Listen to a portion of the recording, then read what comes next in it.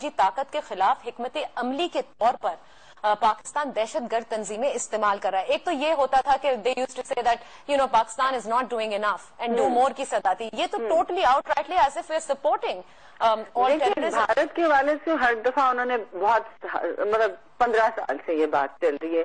اس کی وجہ یہ ہے کہ وہاں جو انڈین ریسورس بیس ہے جو انڈین نیشنل وہاں رہتا ہے ڈیول نیشنل یا جو بھی ہے NRI جسے کہتے ہیں جنہوں نے بہت سخت ریسورسز بروئے کار لائے نریندر مودی کی حکومت کو لانے کے لیے. تو وہاں دیکھیے ایک تو انڈین بیس بہت اسٹرانگ ہے. ایک نہ ایک PhD انڈین کام کرتا ہے کسی نہ کسی کنگریشنل آفس میں یا سینٹ آفس میں. اب تو وہ ڈائریکٹ الیکشنز میں بھی آ رہے ہیں. تو وہاں ایک بالکل پاور بیس. دوسرا ابھی آپ نے دیکھا ہوگا نریندر مودی کو ویزا نہیں مل رہا ہوتا تھا لیکن وہ اب جو گئے ان کی وزٹ پہ تو وہ میڈیسن ایونیو رادر وہاں نیو یارک بھر گیا.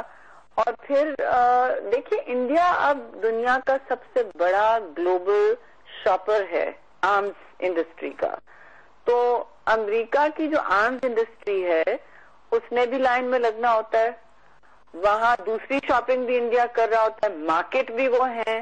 تو ان کی جو اکنامک کلاؤٹ ہے نا وہ اتنی آگے بڑھ چکی ہے ڈیفینس پرچیسنگ اور دوسری اکنامک ڈیپتھ ان کے پاس. اب وہ اس کو یوز کر رہے ہیں اپنے سافٹ پاور کو یوز کر رہے ہیں بالی ووڈ کو یوز کر رہے ہیں.